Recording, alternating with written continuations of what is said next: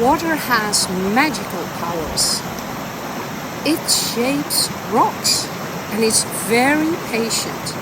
And over time, it creates extraordinary results. It doesn't think, it just acts. And nothing can stop it. You have the same power within you. 70% of your body is water. Stop thinking, start being. And stop giving power to the mind. It only knows what it has been taught.